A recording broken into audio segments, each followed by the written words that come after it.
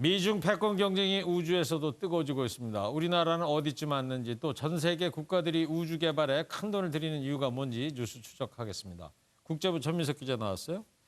오늘 화성에 착륙한 중국 탐사선 이 이름이 이제 중국말로 텐원이에요. 이게 네. 뭔 뜻입니까? 네, 전국시대 초나라 시인 구런의 시 텐원에서 따온 이름입니다. 한자로는 천문, 하늘에 묻는다라는 뜻입니다. 이게 하늘천지에 물을 문자 쓴다 이거죠? 네, 맞습니다. 천지와 자연, 인간사가 생겨나고 순환하는 원리에 대해 자문한 시인데요. 이번 텐원 프로젝트 역시 먼 우주에 대한 인류의 탐구심을 상징하는 이름이다라고 볼 수 있겠습니다. 네, 지금 뭐 영상이 나오고 있는데 정 기자가 설명 좀 해주세요. 네, 저게 바로 이제 텐원 1호가 착륙하고 있는 화성 지표면에 착륙하고 있는 모습이고요. 상상도죠. 네, 맞습니다. 저게 굉장히 어려운 과정이었다라고 해요. 이따가 네. 말씀을 드리겠지만 그 마찰열이 발생하면서 역추진 로켓을 쐈다는 네, 거고요. 맞습니다. 그리고 저게 바로 탐사 로버입니다. 저 로봇 이름이 또 뭐예요? 네, 주룽이라고 하던데 저건 또 뭔 뜻입니까? 네, 주룽은 한자로 추궁이라는 뜻인데요. 원래 고대 신화에 나오는 삼황오제 중 불의 신 이름입니다. 행성 탐사에 불을 붙인다라는 뜻을 담았는데 마침 불의 행성이라는 뜻이 화성에 간 거니까 네. 잘 어울리는 이름이라고 볼 수 있겠네요.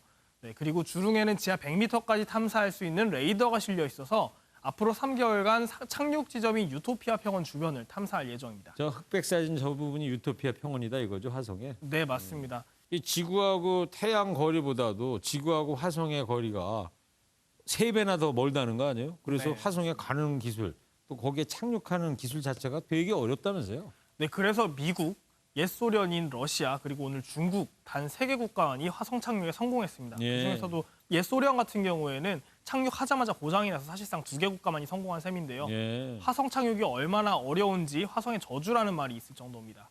달과 다르게 화성은 대기가 있어서 착륙 중 마찰열이 아주 강하게 발생합니다. 뜨거운 열이 발생할 뿐더러 통신도 끊겨서 조종을 할 수가 없는 먹통 상태가 됩니다. 예. 이걸 공포의 구분이라고 부르는데 중국 탐사선이 이걸 견뎌낸 겁니다. 예. 그 9분 동안은 통신조차 안 되는 것이다. 네, 맞습니다. 조종 자체가 아예 안 돼버리는 거죠. 자, 그러면 그 미국과 러시아는 60년대부터 이제 우주로 나가기 시작했단 말이에요. 이 중국의 치고 올라오는 속도, 뭐 우주 굴기라고 그러는데 아주 무섭습니다. 네, 중국은 화성에 앞서서 달 착륙에도 성공을 했었습니다. 작년에도 뉴스가 많이 나왔었는데 지난 2019년에는 세계 최초로 달 뒷면에 착륙을 했었고 지난해에는 달 표면에 아예 오성 홍기를 꽂고서 돌아왔었죠. 네. 미국과의 패권 경쟁에서 밀리지 않겠다라는 메시지를 대내외에 천명한 거라고 볼 수 있겠습니다. 예. 뭐 중국 참 우주 기술 부럽기도 하고요. 우리나라는 우주 개발 어디쯤 와 있다고 봐야 돼요? 네, 우리나라도 곧 의미 있는 행보를 합니다. 올해 10월이면 한국형 발사체 누리호를 쏘아 올리는데요. 2013년에 쐈던 한국 첫 발사체 나로호는 엄밀하게 말하면 우리 독자 기술은 아니었습니다.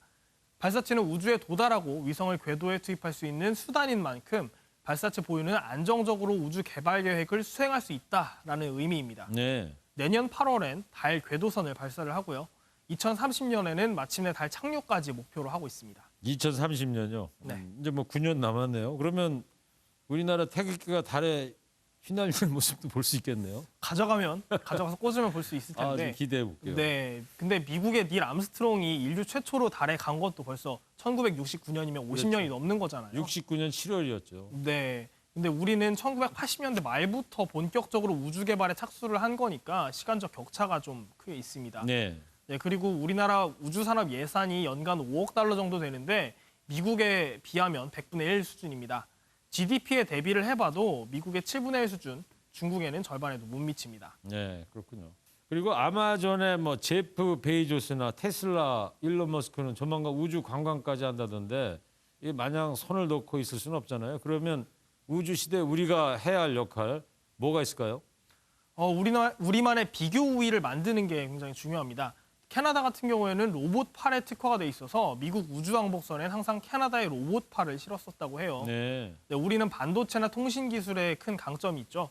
우주에서 영상을 받을 때 지금은 극초단파나 무선 신호를 이용을 한다고 하는데 우주 공간을 극복할 수 있는 인터넷 기술을 개발하고 특화를 할 수도 있겠죠.